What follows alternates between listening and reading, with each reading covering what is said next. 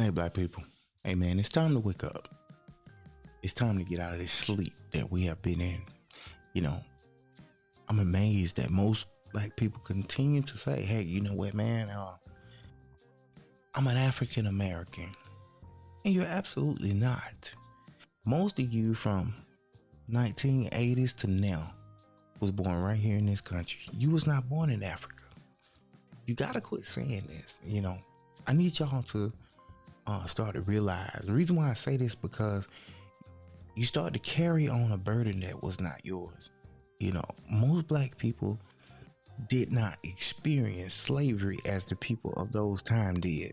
So I need for y'all to stop saying this because you're carrying a narrative that you know absolutely nothing about.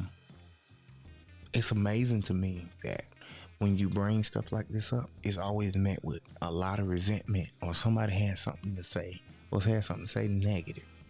They always like to say, hey, well, you know what? You're just a sellout, or you this. No, I'm not a sellout. You're selling yourself out because most of us don't listen, don't grasp anything. We just go by what we're taught. And the danger of the generation before us, they taught this narrative. And a lot of us is just carrying this shit on. We're not thinking about nothing that we're saying out of our mouth. We're just talking and speaking from a point of feelings and emotion. And when you stop doing this and start thinking logically, you'll be able to get somewhere. Life will dramatically change for you. So black people, stop calling yourself African American. You don't know anything about those people's culture. And if you're like me, you don't even know how to get to Africa. So stop saying this, because if you ever talk to a true African, they don't like black people. They say that you don't represent their culture. They say that you're nothing like them. They don't know y'all. Don't this sound familiar? Did not the Bible says that on the time that Jesus come back, that everyone that calls out Lord, Lord, Jesus will say, you know what, stand back from me because I did not know you.